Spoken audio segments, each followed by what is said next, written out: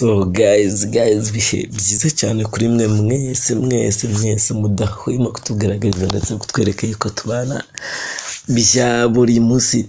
Ino nakabari umwami w'umwana official, of course nje nkabandi umwami muto cyangwa se unyite musasa waba sema.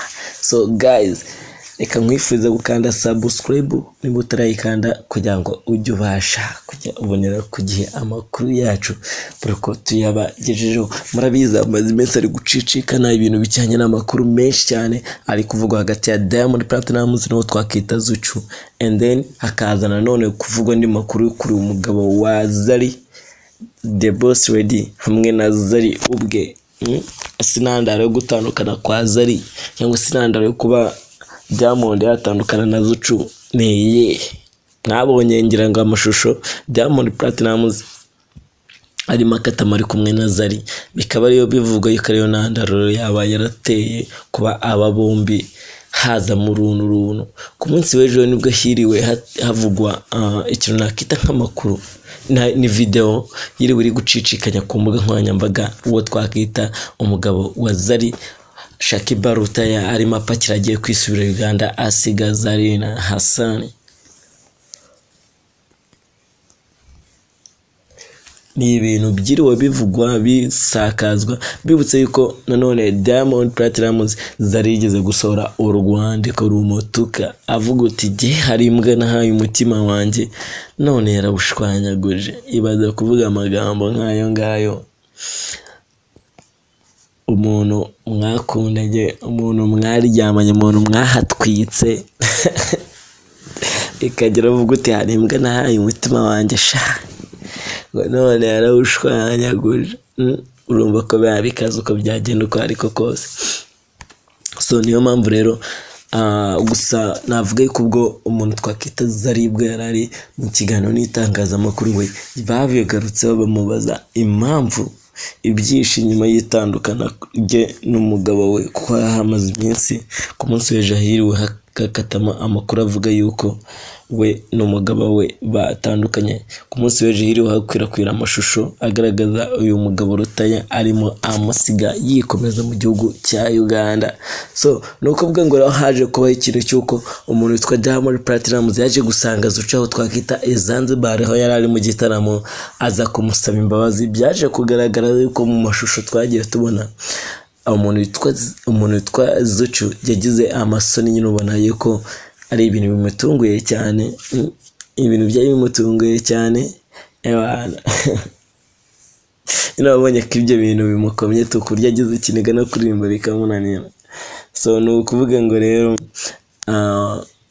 reka twirebera ibintu Zari yavuze kwitandukana rye n'umugabo we papa. So no kuvuga ngo amashusho ya Zari yavuze ko amashusho yiwe na Diamond Platnumz asiyo yatumye atandukana n'umugabo we. Yemeje yuko yatandukanye na Shakiba wahise asubira ku ivuko iwabo mu gihugu cya Uganda kubera ko basanzwe bafitanye ibibazo. Umuherwe kazi rero Zari Hassan yemeje yuko we n'umugabo we Shakiba Rutaya arusha imyaka igera kuri 12 papa. Amurusha imyaka igera kuri 12 bamaze gutandukana. Mu kiganiro rero yagiranye n'itangazamakuru Zari yavuze yuko umwanzuro wo gutandukana n'abo bombi, wo gutandukana kw'abo bombi bawumvikanyeho mu buryo bwo kugira ngo buri wese agire amahoro ku giti cye. Icyakora nanone Zari yahakanye amakuru yo yavuga yuko ikishi nyuma yo gutandukana kwabo ari amashusho yakwirakwiye ku mbuga nkoranyambaga amugaragaza ari kumwe na Diamond Platnumz bafatanye akaboko. Kandi bibutse ko Diamond Platnumz banafitanye abana bagera kuri 2. Na amashusho yagaragaye rero bari gutambukana akaboko ku kandi, ubona yuko nyine ahubwo ahamya yuko ubona yuko nyine ahubwo bihamye yuko wenda wabona harimo kirimo akantu ko mu bantu banayiko nyine bigishyushye, ubona yuko bikimeze ukundi. rero ibi ngibi ni ibintu byaje gutuma umuntu twakita Diamond Platnumz n'umuntu twakita Zucu havamo intambara zabo, aho Zucu yagiye avuga yuko umuntu utagira icyubahiro mu buzima bwe, umuntu utazi kuba yakubaha urukundo rwe, umuntu utazi kuba yakubahisha uwo bakundana, hari ikibazo bitakunda yuko bagumana. Ariko mbere y'ibyo byose nababwira yuko umuntu twakita Diamond Platnumz yigeze gusomana n'umukobwa wo muri Ghana witwa Fantana.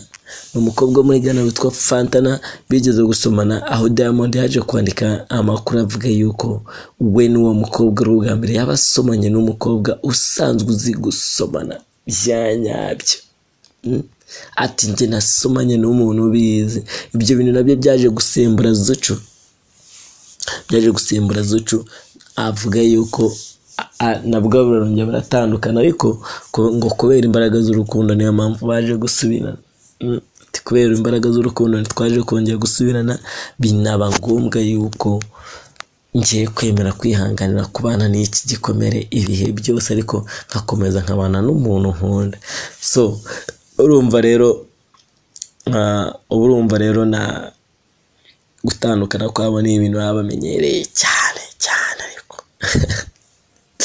ubundi rero bari basanzwe bafitanye ibibazo mu mubano wabo na mbere. Ni ukuvuga ngo ibingibi bari basanzwe bafitanye ibibazo n'uwo twakita Zari na Shakiba. Bo bari basanzwe bafitanye ibibazo mu mubano wabo na mbere. Zari yagize ati rero Shakiba yamaze kuva muri Afurika y'Epfo, njyewe twatandukanye kugira ngo buri wese agire amahoro ku giti cye. Ntabwo ikintu cya nyamukuru cyatumye dutandukana ari ukubera ari amashusho ndi kumwe na Diamond Platnumz, ahubwo njyewe nawe twari dusanzwe na mbere dufitanye ibibazo.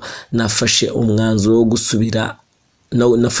gusiba amafoto ye kuri Instagram yanjye, byumvikane neza nubwo ari amashusho ariyo ntandaro nyamukuru yatumye rero ansiga akisubirira iwabo muri Uganda. Ku munsi w'ejo nibwo hakwirakwiye amashusho agaragaza aho twakita Shakiba ari gupakira utuntu twe twose agiye kwigira muri Uganda, agasiga uwo twakita Zari muri Afurika y'Epfo. So icyakora nanone navuga yuko Zari avuga yuko yicuza cyane kuba yarafashe ariya mashusho ari kumwe na Diamond Platnumz atabanje kugisha inama Shakiba, akaba nabyo rero biri mu byamusembuye bikahita byituma yihuta mu gufata umwanzuro wo kwigendera, kuko yabifataga nko kuba ibyo ngibyo ari nko gusuzugurwa. Zari yagira ati ntabwo ndi kumunenga kubwo ari kwiyumva, cyangwa se kubwo ukuntu noneho ubu ngubu ari kwiyumva, ahubwo ndavuga yuko ibyo yakoze nyine yabikoze kubera amarangamutima. Mbere yo kujya gufata amashusho rero nari bubanze nkamubwira ko njye na Diamond tugiye gufata cyangwa se tugiye gushyira hanze amashusho turi kumwe. Ubu ngubu yakabaye ameze neza, ariko nanone ubu yigendeye ahandi hantu namukura. Kuri ubu rero Zari avuga yuko Shakiba ari mu gahinda gakomeye cyane kubw'umwanzuro, aho nawe aherutse gufata amashusho ari kumwe n'uwo bahoze bakundana witwa Alisha, akayasakaza ku mbuga nkoranyambaga ze kugira ngo nawe amutere agahinda. Gusa ariko Zari akaba avuga yuko atamugaya ibyo yakoze. Abo bombi rero batangiye kuvugwa mu rukundo mu mwaka wa 2022, aho muri Mata mu mwaka wa 2023 bakoze ubukwe bakabukorera muri Afurika y'Epfo. Icyo kintu nababwiraho.